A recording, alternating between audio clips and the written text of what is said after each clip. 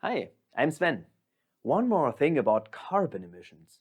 With mathematical optimization, we typically minimize costs. But at Optano, we think there is more that qualifies optimal decisions. So today, let's have a look at 3 different ways to minimize both our carbon emission footprint and our costs. Welcome to Optano.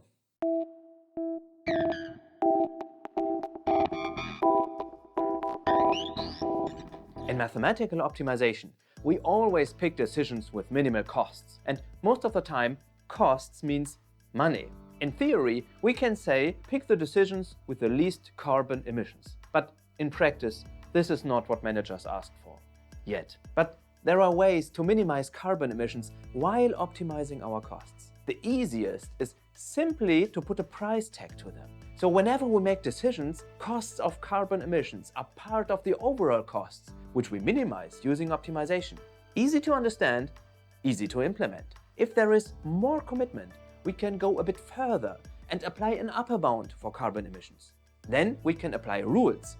Maybe the bound can't be violated, regardless of the potential savings in terms of money. Maybe we require additional emission rights to go beyond this bound, which automatically adds additional costs. This would mean that such a scenario is unlikely to be the most cost efficient. To reinforce this effect, we could add an incentive if we stay way below the bound by selling emission rights. If we track carbon emissions, but we cannot apply a price, then there is still something we can do. We apply multi-objective optimization. That is, first, we find a cost-optimal solution, but then we fix these costs as an upper bound and we optimize again, this time only to find the best decisions in terms of carbon emissions, which still respects the minimal costs that we already obtained.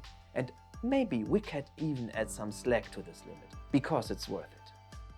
Reducing carbon emissions can be achieved with existing optimization algorithms. The easiest way is to apply a price tag to them and include them in our objective. But to avoid that this price is just one factor out of many, we can use carbon emission bounds. And even if we have no price at all, we can apply multi-objective optimization. So, let's save some carbon. See you next time and stay safe.